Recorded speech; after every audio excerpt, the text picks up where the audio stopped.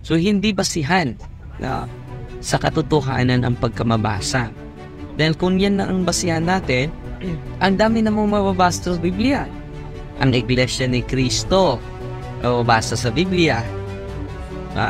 At ang katunayan yan, tatag lang sila ni Felix Manalo. Ang saksi ni Jehovah, mababasa din sa Biblia. Tatag lang sila ni Charles Taze Russell. Ang Baptist Church.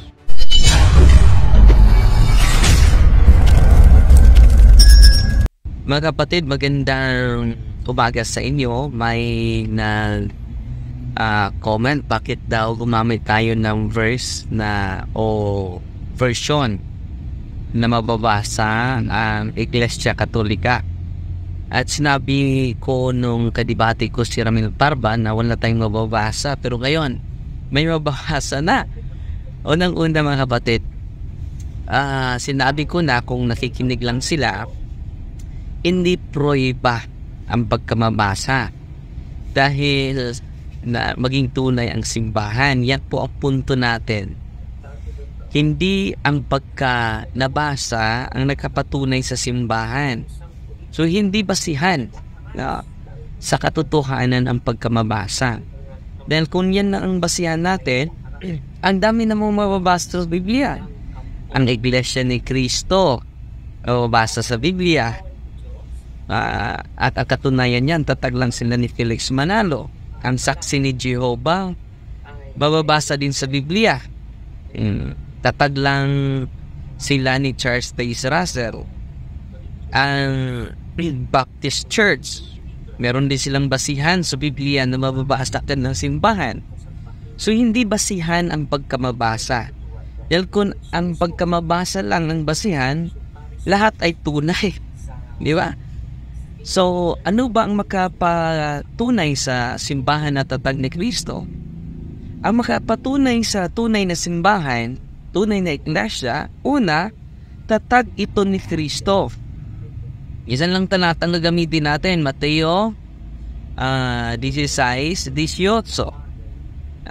Ikaw si Pedro, at sa ibabaw ning bato, itatayo ko ang aking simbahan.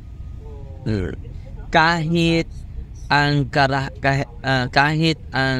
even the gate of hell cannot prevail against it.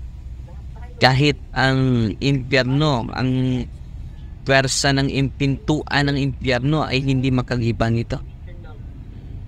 So sa talatang iyan, may 3 characteristics ang tunay na iglesia. Una, tatag ni Kristo.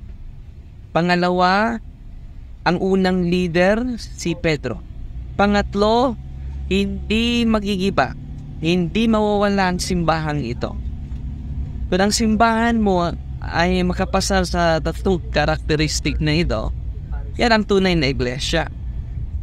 Apunta tayo sa kahit hindi mabasa sa Biblia.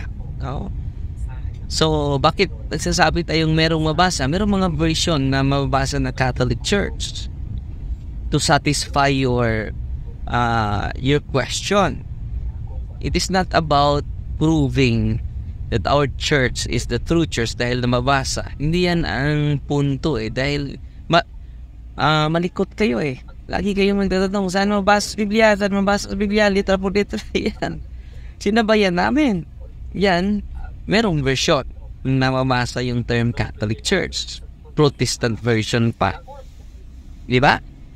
So yan, ang Iglesia ni Cristo magkapasa ba sa tatlong karakteristik? Una, tatag ni Cristo. Pangalawa, si Pedro ang unang leader.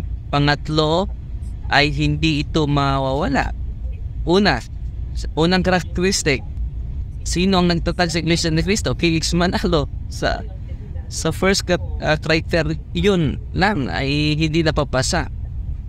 Ang papasa nito ay isa lang, ay Iglesia Katolika po.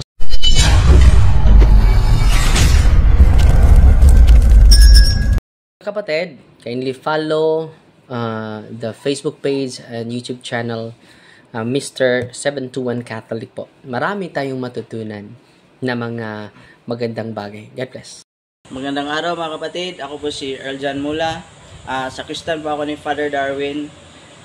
ini-invite ko po kayo na mag-follow and subscribe sa YouTube channel ni Mr. 721 Catholic. God bless po.